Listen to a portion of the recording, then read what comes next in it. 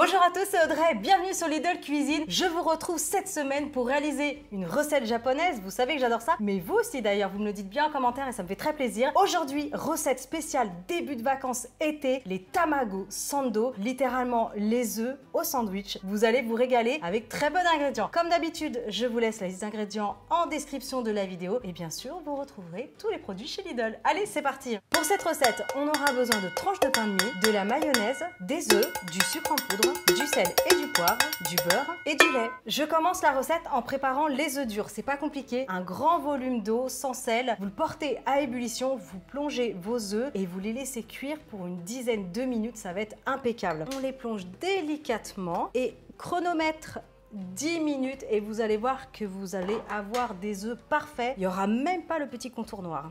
Allez, nos œufs durs sont prêts. Je les retire de l'eau et là, je vais les plonger dans l'eau froide et ensuite, il n'y aura plus qu'à les écailler. Mes œufs sont en train de refroidir. Pendant ce temps-là, je ne perds pas de temps. Je récupère le pain de mie. Au Japon, le pain de mie, c'est sokupan. Si vous y allez un jour, vous penserez à moi et vous chercherez dans les rayons ce pain. C'est une recette pour 2 personnes. Je vais prendre un petit couteau. Vous allez étaler un petit peu de beurre. Alors, beurre, margarine, vraiment, c'est comme vous le souhaitez. Certains Japonais ajoute même un petit peu de moutarde. De votre côté, vous pouvez faire la même chose. J'avais préparé un castella, je vous avais dit dans les combini on en trouve. D'ailleurs, castella, le gâteau au miel, allez voir sur la chaîne, on vous laissera le lien. Les tamago sando, c'est ultra populaire. C'est quelque chose qu'on achète, qu'on mange comme ça dans la rue et du coup facile à préparer chez vous. Je termine avec le beurre et on se retrouve dans un petit instant. Allez, retournons à nos tamago sando. Je vais juste les mettre de côté. Dans un récipient, je vais ajouter les œufs. Les œufs durs sont prêts, ils ont été écaillés, ils ont refroidi. Tout simplement, je vais les écraser avec une fourchette. Regardez, juste je vous montre. 10 minutes, franchement, c'est l'idéal. Parce qu'il n'y a pas du tout la petite partie noire qui commence à arriver. Petite astuce au passage.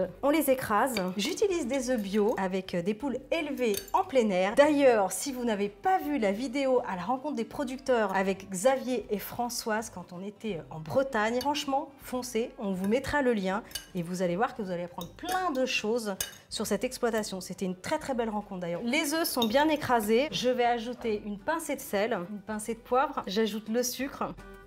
Donc c'est une recette légèrement sucrée. Si vous ne consommez pas de sucre, vous le retirez complètement, ce n'est pas grave. J'ajoute un petit nuage de lait. Là, ça va vraiment assouplir la préparation. Alors, du lait de vache, mais vous pouvez vraiment prendre le lait que vous voulez. Des laits végétaux comme avoine, riz, pourquoi pas amandes, vraiment, ça fonctionne. J'ajoute la mayonnaise. On va mettre 2 cuillères à soupe. Alors, je vous en ai déjà parlé. La mayonnaise au Japon, la plus connue, c'est la Kewpie. En fait, elle est enrichie en jaune d'œuf et elle est légèrement acidulée par rapport à la mayonnaise française. Ah, il y a une version que je vous ai pas donnée aussi de ce sandwich. J'ai pas le nom exact, mais c'est à base de fruits. Donc c'est une crème liquide entière montée en chantilly qui est sucrée et ensuite à l'intérieur on pose des fraises, des kiwis et de la banane et franchement quand vous coupez le tout, c'est super beau. Peut-être qu'un jour je vous proposerai cette recette. Vous me direz en commentaire. Je mélange. Il n'y a plus qu'à déposer cette préparation. Comme je vous disais, c'est parfait. C'est le début de l'été. Si vous partez en pique-nique ou en randonnée, vous préparez des tamago sando, vraiment ça le fait. Vous les placez au frais et vous les sortez au dernier moment avant de partir. Vous allez vous régaler. On est bon,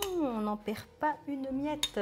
Je ferme les sandwichs. On est bien. Je m'équipe d'un couteau à pain parce que ce n'est pas terminé. Au Japon, on retire les côtés. Après, honnêtement, chez vous, si vous ne souhaitez pas les retirer, vous pouvez les conserver. Mais moi, je vous montre vraiment la recette authentique jusqu'au bout. Au Japon, les croûtes de pain, on appelle ça les pan no mimi, ce qui veut dire tout simplement les oreilles du pain. C'est mignon, hein? Et je vais faire la même chose avec le second. En tout cas, si vous réalisez cette recette, vous me le direz en commentaire ce que vous en avez pensé. Ça me ferait plaisir d'avoir tous vos retours. Dernière étape, on les coupe en deux. Et d'un et de deux. Ça se présente de cette façon-là. Je vous montre l'intérieur.